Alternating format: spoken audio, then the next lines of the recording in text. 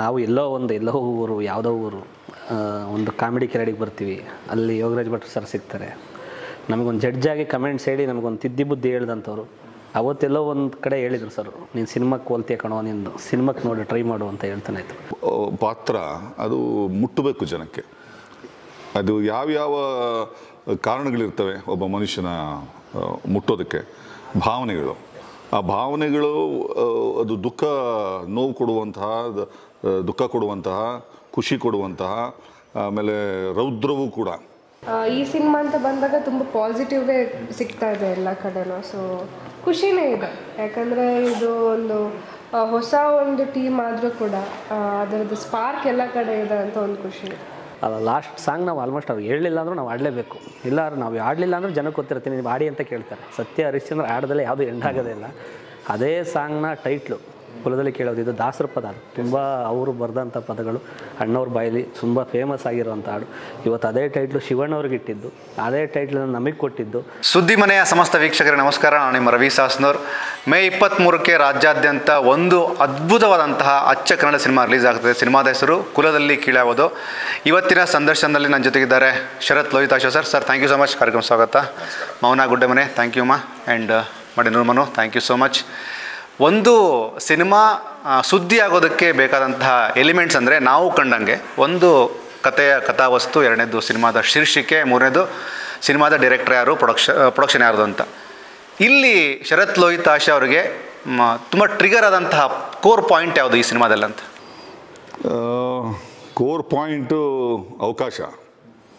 ನಮಗೆಲ್ರಿಗೂ ಕಲಾವಿದರುಗಳಿಗೆ ಅವಕಾಶ ಮೊದಲನೇದಾಗಿ, ಯಾಕಂದರೆ ಅದೇ ಹೊಟ್ಟೆಪಾಡು. ಇನ್ನೊಂದು ಏನಾದರೂ ಒಂದು ವಿಶೇಷವಾಗಿರುವಂಥದ್ದು ಇರಬೇಕು ಪಾತ್ರದಲ್ಲಿ ಅನ್ನೋ ಒಂದು ಆಸೆ ಮತ್ತು ಸ್ವಾರ್ಥ. ಸೊ ಅದು ಟ್ರಿಗರ್ ಮಾಡ್ತು. ಆ್ಯಂಡ್ ಮೋರ್ ಓವರ್ ರಾಮನಾರಾಯಣ್ ಸರ್ನ ಅವರ ಡೈರೆಕ್ಷನಲ್ಲಿ ಮೊದಲನೇ ಸರಿ ನಾನು ಆ್ಯಕ್ಟ್ ಮಾಡ್ತಾಯಿದ್ದೀನಿ. ಅವರು ಹಿಂದೆ ಸಾಕಷ್ಟು ಸಿನಿಮಾಗಳು ಡೈರೆಕ್ಟ್ ಮಾಡಿದ್ದಾರೆ. ಆ್ಯಂಡ್ ಅವರ ಡೈಲಾಗ್ಗಳನ್ನು ಅವರು ಬರೀತಿದ್ದಂಥ ಸಂಭಾಷಣೆನ ನಾನು ಭಾಳ ಮೆಚ್ಕೊಂಡಿದ್ದಿದೆ. ಬೇರೆ ಬೇರೆ ಸಿನಿಮಾಗಳಲ್ಲಿ ನಾನು ಕೆಲಸ ಮಾಡಿದ್ದೀನಿ.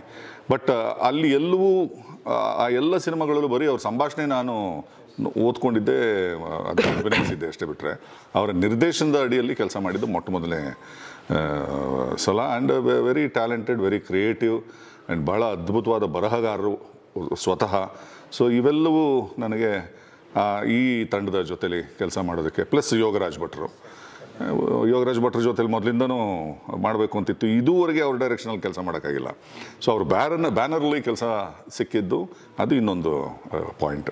ಸೊ ಎಲ್ಲ ಪಾಯಿಂಟ್ಗಳು. ಆ್ಯಂಡ್ ಒಬ್ಬ ಅದ್ಭುತವಾದ ಒಳ್ಳೆ ನಿರ್ಮಾಪಕ ಸಂತೋಷ್ ಗೌಡರು.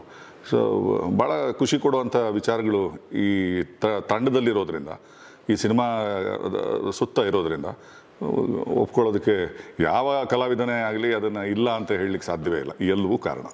ಜೊತೆಗೆ ಮೌನಾಗಿ ಆಗಲಿ ಮತ್ತು ಮನುಗಾಗಲಿ ಒಂದು ಸ್ಟ್ರೇಟ್ ಅವೇ ಕನೆಕ್ಟ್ ಆಗುವಂಥ ವಿಚಾರ ಅಂದರೆ, ನಾನಿಲ್ಲಿ ರಾಮಾಚಾರಿ ಕನೆಕ್ಟ್ ಮಾಡ್ತೀನಿ. ಅಂದರೆ ರವಿಚಂದ್ರನ್ ಸರ್ ಮತ್ತು ಮಾಲಾಶ್ರೀ ಮ್ಯಾಮ್ ಜೊತೆಗೆ ಬಂದ ಒಂದು ಸಿನಿಮಾ ರಾಮಾಚಾರಿ. ಅಲ್ಲಿ ಮಾಲಾಶ್ರೀ, ಅಲ್ಲಿ ಎಮ್ಮು, ಇಲ್ಲಿ ಮೌನ ಎಮ್ಮು, ಇಲ್ಲಿ ಮನು ಎಮ್ಮು, ಎಲ್ಲವೂ ಎಮ್.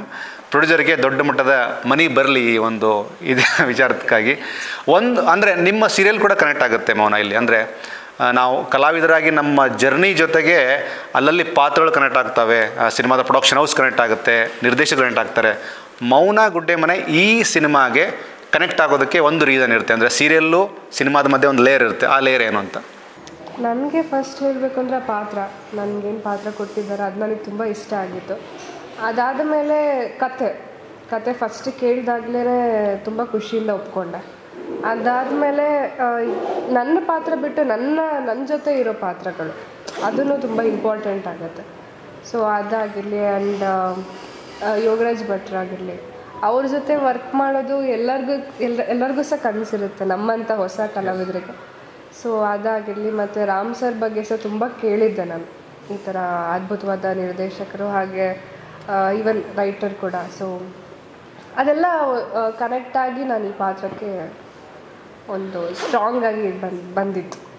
ಜೊತೆಗೆ ಮನು ತುಂಬ ಕನೆಕ್ಟ್ ಆಗೋದು ಅಂದರೆ ನಿಮ್ಮ ಜರ್ನಿ ನೋಡಿದಾಗ, ಅಂದರೆ ಸಾಮಾನ್ಯವಾಗಿ ಒಬ್ಬ ಕಲಾವಿದ ನಾನೊಬ್ಬ ಮೇನ್ ಸ್ಟ್ರೀಮಲ್ಲಿ ಹೀರೋ ಆಗಬೇಕು ಅನ್ನುವಂತಹ ನಿಟ್ಟಿನಲ್ಲಿ ಪ್ರಯತ್ನ ಮಾಡುವಂತಹ ಬಹಳಷ್ಟು ಜನ ಕಲಾವಿದರ ಮಧ್ಯೆ ನೀವಿದ್ದೀರಿ. ಅಂದುಕೊಂಡಂತಹ ಕನಸು ಈ ಸಿನಿಮಾದ ಮೂಲಕ ನನಸಾಗ್ತಿದೆ ಅನ್ನುವಂಥದ್ದು ದೊಡ್ಡ ದೊಡ್ಡ ಅಸೆಟ್ ಅದು ನಿಮ್ಮ ಕೆರಿಯರ್ಗೆ. ಇಲ್ಲಿ ಸಂತೋಷರು ಕೂಡ ಕನೆಕ್ಟ್ ಆಗ್ತಾರೆ, ನಮ್ಮ ಹುಡುಗ ಮನು ಅಂತಾರೆ, ಭಟ್ರು ನಮ್ಮ ಹುಡುಗ ಅಂತಾರೆ, ಇಸ್ಲಾವುದ್ದೀನ್ ನಮ್ಮ ಹುಡುಗ ಅಂತಾರೆ, ಇಂಡೈರೆಕ್ಟ್ಲಿ ಶರತ್ ಸರ್ ಕೂಡ ನಮ್ಮ ಹುಡುಗ ಅಂತಾರೆ. ಇದು ನಮ್ಮ ಹುಡುಗ ಅನ್ನೋದೇ ಒಂದು ದೊಡ್ಡ ಸ್ಟ್ರಾಂಗ್ ಬಾಂಡಿಂಗ್. ಇದು ಹೇಗೆ ಗಳಿಸ್ಕೊಂಡ್ರಿ ಇದೆಲ್ಲವನ್ನು? ಇದು ಒಂಥರ ಗಾಡ್ ಗಿಫ್ಟ್ ಇದ್ದಂಗೆ. ನಾವು ಎಲ್ಲೋ ಊರು, ಯಾವುದೋ ಊರು, ಒಂದು ಕಾಮಿಡಿ ಕೆರಡಿಗೆ ಬರ್ತೀವಿ, ಅಲ್ಲಿ ಯೋಗರಾಜ್ ಭಟ್ರು ಸರ್ ಸಿಗ್ತಾರೆ. ನಮಗೊಂದು ಜಡ್ಜಾಗಿ ಕಮೆಂಟ್ಸ್ ಹೇಳಿ ನಮಗೊಂದು ತಿದ್ದಿ ಬುದ್ಧಿ ಹೇಳ್ದಂಥವ್ರು. ಅವತ್ತೆಲ್ಲೋ ಒಂದು ಕಡೆ ಹೇಳಿದರು ಸರ್, ನೀನು ಸಿನಿಮಾಕ್ಕೆ ಹೋಲ್ತೀಯ ಕಣೋ, ನಿಂದು ಸಿನಿಮಾಕ್ಕೆ ನೋಡಿ ಟ್ರೈ ಮಾಡು ಅಂತ ಹೇಳ್ತಾನೆ ಇತ್ತು. ಇಲ್ಲ ಸರ್ ನೋಡೋಣ ಅಂತ ಹೇಳ್ತಾನೆ ಇದ್ದೆ. ಹಂಗೆ ಒಂದು ಜರ್ನಿಯಲ್ಲಿ ನಾವೊಂದು ಈವೆಂಟ್ಗಳೆಲ್ಲ ಮಾಡ್ತಾನೆ ಇದ್ದು. ಮಾಡಿದಾಗ ನಮ್ಮ ಸಂತೋಷ್ ಸರ್ ವಿದ್ಯಾಕವ್ರದ್ದು ಒಂದು ಫಂಕ್ಷನ್, ಆಂಜನೇಯ ಫಂಕ್ಷನ್, ದೇವರು ಇದು ಓಪನಿಂಗು, ಅದಕ್ಕೊಂದು ಈವೆಂಟಿಗೆ ಕರೆದಾಗ ಅಲ್ಲಿ ಒಂದಿಷ್ಟು ಮಾತಾಡಿದ್ದು. ಇವ್ರು ಹೇಳಿದ್ಕೂ ಸರ್ರು ಇವ್ರಿಗೂ ಸಿನಿಮಾ ಪ್ರೀತಿ, ಅವ್ರಿಗೂ ಸಿನಿಮಾ ಪ್ರೀತಿ, ಇಬ್ಬರು ಮಧ್ಯೆ ಒಂದು ಮಾತಾಡಿದಾಗ ಆಯಿತು ಮಾಡೋಣ ಸಿನಿಮಾ ಅಂತ ಫಿಕ್ಸ್ ಆಯಿತು. ಅದರಲ್ಲಿ ನಮ್ಮ ರಾಮನಾರಾಯಣ ಸರ್ ಬಂದರು, ಇಸ್ಲಾವುದ್ದೀನ್ ಅವ್ರು ಬಂದರು, ಎಲ್ಲರೂ ಕೂಡ ಒಂದು ಮಿಂಗಲಾಗಿ ರೆಡಿ ಮಾಡಿದ್ದೆ ಇದು ಕುಲದಲ್ಲಿ ಕೀಳಿ ಯಾವುದೋ ಸಿನಿಮಾ. ಒಂದು ಕಂಟೆಂಟಲ್ಲಿ ಗದೆ ತೊಗೊಂಡು ಒಂದು ಲಾಸ್ಟ್ ಶಾಟ್ ಹೊಡಿತೀರಿ, ಅಲ್ಲಿ ಫ್ರೇಮ್ ರಪ್ ಅಂತ ಬ್ಲಾಕ್ ಆಗುತ್ತೆ. ಗದೆ ವರ್ಕ್ ಆಗಿದೆ ಇಲ್ಲಿ ಸರ್. ಯೂಶಲಿ ಅಂದರೆ ಒಬ್ಬ ಕಲಾವಿದನ ಬಹಳಷ್ಟು ಸಿನಿಮಾಗಳನ್ನ ಮಾಡಿದ್ದೀರಿ. ಒಂದು ಪಾತ್ರ ತುಂಬ ಕಾಡೋದಕ್ಕೆ ಏನು ವಿಷಯ ಇರುತ್ತೆ, ಅದು ಇಲ್ಲಿ ಈ ಸಿನಿಮಾದಲ್ಲಿ ಹೇಗೆ ಅದು ವರ್ಕ್ ಆಗಿದೆ ನಿಮಗೆ? ಯಾವುದೇ ಒಂದು ಪಾತ್ರ ಅದು ಮುಟ್ಟಬೇಕು ಜನಕ್ಕೆ. ಅದು ಯಾವ್ಯಾವ ಕಾರಣಗಳಿರ್ತವೆ ಒಬ್ಬ ಮನುಷ್ಯನ ಮುಟ್ಟೋದಕ್ಕೆ. ಭಾವನೆಗಳು, ಆ ಭಾವನೆಗಳು ಅದು ನೋವು ಕೊಡುವಂತಹ, ದುಃಖ ಕೊಡುವಂತಹ, ಖುಷಿ ಕೊಡುವಂತಹ, ಆಮೇಲೆ ರೌದ್ರವೂ ಕೂಡ, ಎಲ್ಲವೂ ಜನಕ್ಕೆ ಕಲಕುತ್ತೆ, ಅವ್ರ ಮನಸ್ಸನ್ನು ಕಲಕುತ್ತೆ. ಆ ಫ್ಯಾಕ್ಟರ್ಸೇ ಒಂದು ಪಾತ್ರದ ಯಶಸ್ಸು ಕೂಡ. ಸೊ ಈ ಎಲ್ಲ ಭಾವನೆಗಳೇನಿವೆ ಇವೆಲ್ಲವೂ ಭಾವನೆಗಳೇ. ಇವು ಸರಿಯಾದ ಪ್ರಮಾಣದಲ್ಲಿ ಕಥೆಯ ಮುಖಾಂತರ, ಸಂಭಾಷಣೆ ಮುಖಾಂತರ, ಅಭಿನಯದ ಮುಖಾಂತರ ತಲುಪಿದಾಗ ಅದು ತಲುಪುತ್ತೆ ಅಂತ ನಾನು ಅಂದ್ಕೊಂಡಿದ್ದೆ. ಸೊ ಇವೆಲ್ಲವೂ ಕಾರಣ ಅಂತ. ಈ ಸಿನಿಮಾದಲ್ಲಿ ಕೂಡ ಎಷ್ಟೋ ಕಡೆ ನನ್ನ ಪಾತ್ರ ನೋವನ್ನು ಕೊಡುವಂತಹ, ದುಃಖವನ್ನು ಕೊಡುವಂತಹ, ಕೀಳಾಗಿ ಕಾಣುವಂತಹ, ಕುಲದಲ್ಲಿ ಕೀಳಿ ಯಾವುದು, ಇವೆಲ್ಲವೂ ಈ ಪಾತ್ರ ಮಾತಾಡಿದ್ರೆ ಇನ್ನು ಬೇರೆ ಬೇರೆ ಪಾತ್ರಗಳು ಬೇರೆ ಬೇರೆ ರೀತಿಯಲ್ಲಿ, ಮನುವಿನ ಪಾತ್ರ, ನಾಯಕ ನಟನ ಪಾತ್ರ ಇದಕ್ಕೆ ಹೇಗೆ ಸೆಡ್ ಹೊಡೆಯುತ್ತೆ, ಈ ಕೆಟ್ಟದ್ದನ್ನು ಹೇಗೆ ಅಂತ್ಯ ಕಾಣಿಸುತ್ತೆ. ಮಧ್ಯದಲ್ಲಿ ಅವರ ಸ್ನೇಹಿತರು ನಾಣಿ ಸರ್ ಬರ್ತಾರೆ, ಅವ್ರದ್ದು ಇವರ ಕಾಂಬಿನೇಷನಲ್ಲಿ ಅದೊಂದು ಹಾಸ್ಯ ಲೇಪನ ಇರುವಂಥ ಒಂದಷ್ಟು ದೃಶ್ಯಗಳು. ಆಮೇಲೆ ನಾಯಕ ನಟಿ ಶೃಂಗಾರಕ್ಕೆ. ಸೊ ಇವೆಲ್ಲವೂ ಇದ್ದಾಗ ಅವು ನೀವು ಕೇಳಿದ ಪ್ರಶ್ನೆಗೆ ಸರಿಯಾದ ಒಂದು ಉತ್ತರ ಅಂತ ಅಂದ್ಕೋತೀನಿ ನಾನು. ಆಮೇಲೆ ಈ ಸಿನಿಮಾದಲ್ಲಿ ಮನು ಒಂದು ಪಾತ್ರ ನಮ್ಮ ಸಿಸ್ಟರ್ ಈ ಫಿಲ್ಮಲ್ಲಿ ಆ್ಯಕ್ಟ್ ಮಾಡಿದ್ದಾರೆ. ಯಾರು ಅಂತ ನಾನು ಆಮೇಲೆ ಹೇಳ್ತೀನಿ. ರೀಸೆಂಟಾಗಿ ಸಿಕ್ಕಾಗ ಅಂದರು, ಸಖತ್ತಿದೆ ಬ್ರದರ್ ಆ ಒಂದು ಪಾತ್ರ ಅಂತಂದರು. ಯಾರಿರ್ಬೋದು ಅವರು? ಹಾಂ, ಏಯ್ ಅಂದರೆ ಸೋನಲ್ ಅಂದರೆ ಇಂಡಸ್ಟ್ರಿಗೆ ಬಂದಾಗಿಂದನೂ ನಾವು ಅವ್ರನ್ನ ಪರ್ಸ್ನಲಿ ಸಿಸ್ಟರ್ ಅಂತ ನಾನು ಫೀಲ್ ಮಾಡೋದು. ಅಂದರೆ ರೀಸೆಂಟಾಗಿ ಹೆಲೋ ಬ್ರೋ ಅಂತಾರೆ. ಅಂದರೆ ಈ ಸಿನಿಮಾದ ಬಗ್ಗೆ ಮಾತಾಡಿದ್ರು ಮೊನ್ನೆ. ರೀಸೆಂಟ್ ಒಂದು ಸಿನಿಮಾಗೆ ಪ್ರಮೋಷನ್ ಬಂದಾಗ ತುಂಬ ಚೆನ್ನಾಗಿದೆ ಆ ಸಿನಿಮಾ. ಅಂದರೆ ಒಬ್ಬ ಸ್ಟಾರ್ ನಟಿ ತಾವು ಮಾಡಿದಂಥ ಪಾತ್ರ ಸಣ್ಣದಾಗಿದ್ದರೂ ಸಹ ಆ ಸಿನಿಮಾ ಗೆಲ್ಲಬೇಕು ಅನ್ನುವಂತಹ ಒಂದು ವೈಬ್ರೇಷನ್ ಮೋಡನ್ನ ನಿಮ್ಮ ಸಿನಿಮಾ ಕ್ರಿಯೇಟ್ ಮಾಡಿದೆ. ಈ ಒಂದು ಹೆಲ್ದಿ ಕಾನ್ವರ್ಸೇಷನ್ನ, ಹೆಲ್ದಿ ಫೀಲಿಂಗನ್ನು ನೀವು ಆ್ಯಕ್ಟ್ರೆಸ್ಗಳಾಗಿ ಹೇಗೆ ಫೀಲ್ ಮಾಡ್ತೀರಿ? ತುಂಬ ಫೀಲ್ ಮಾಡ್ತೀವಿ. ತುಂಬ ಅಂದರೆ ತುಂಬ ಹೆಂಗೆ ಹೇಳೋದು ಅದನ್ನು, ತುಂಬ ಅಂದರೆ ಪಾತ್ರ ಸಣ್ಣದಾದರೂ ಸಹ ಸಿನಿಮಾ ಚೆನ್ನಾಗಿದೆ ವಿಷಯ. ಅಂದರೆ ಇವಾಗ ನಾವು ಪ್ರತಿ ಕಡೆ ಹೋದಾಗ್ಲೂ ಒಬ್ಬೊಬ್ರು ಒಂದೊಂಥರ ಅಭಿಪ್ರಾಯ ಕೊಡ್ತಾರೆ. ಅದರಲ್ಲಿ ನಮಗೆ ಅಂದರೆ ಈ ಸಿನಿಮಾ ಅಂತ ಬಂದಾಗ ತುಂಬ ಪಾಸಿಟಿವ್ಗೆ ಸಿಗ್ತಾ ಇದೆ ಎಲ್ಲ ಕಡೆನೂ. ಸೊ ಖುಷಿನೇ ಇದೆ, ಯಾಕಂದರೆ ಇದು ಒಂದು ಹೊಸ ಒಂದು ಟೀಮ್ ಆದರೂ ಕೂಡ ಅದರದ್ದು ಸ್ಪಾರ್ಕ್ ಎಲ್ಲ ಕಡೆ ಇದೆ ಅಂತ ಒಂದು ಖುಷಿ ಇದೆ. ಜೊತೆಗೆ 1967 ಬಂದಂಥ ಸಿನಿಮಾ ಸತ್ಯ ಹರಿಶ್ಚಂದ್ರ, ಆಲ್ಮೋಸ್ಟ್ 60 ವರ್ಷಗಳ ಸುದೀರ್ಘವಾದಂಥ ಇತಿಹಾಸ. ಆ ಸಿನಿಮಾದಲ್ಲಿನ ಒಂದು ಹಾಡು, ಆ ಹಾಡಿನ ಒಂದು ಸಣ್ಣ ಲೈನು ಇವತ್ತಿಗೂ ಫ್ರೆಶ್ಶು, ಇವತ್ತಿಗೂ ಅದೇ ಒಂದು ಹಚ್ಚಹಸಿರಾದಂಥ ಭಾವ.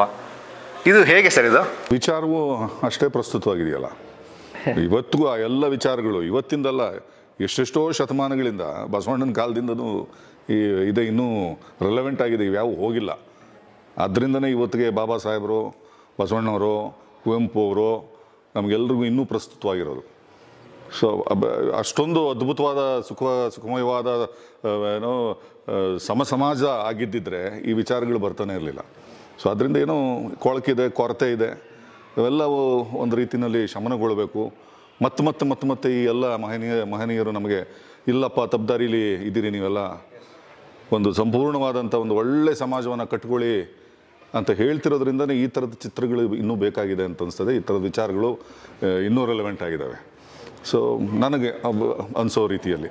ಸೊ ಈಗ ಜಸ್ಟ್ ನೀವು ಹೇಳಿದಾಗೆ 1960ರಲ್ಲಿ ಇನ್ನೂ ಕೂಡ ನಾವು ತಗೊಳ್ತೀವಿ ಈ ಥರದ ಸಬ್ಜೆಕ್ಟು ಅಥವಾ ಈ ಥರದೊಂದು ಟೈಟ್ಲ್ ಅಂತಂದರೆ ಅದು ನಮ್ಮ ಸಮಾಜದ ಒಂದು ಕನ್ನಡಿ ಇನ್ನೂ ಅದು ಯಾವ ಉತ್ತರ ಕಂಡುಕೊಂಡಿಲ್ಲ. ಸೊ ಮತ್ತೆ ನಾವು ಈ ಥರದ ಟೈಟ್ಲ್ಗಳ ಮುಖಾಂತರ, ಚಿತ್ರಗಳ ಮುಖಾಂತರ, ಒಂದು ಎಂಟರ್ಟೈನ್ಮೆಂಟ್ ಮುಖಾಂತರವೇ ನಾವು ಜನಮಾನಸವನ್ನು ತಲುಪಬೇಕಾಗಿದೆ.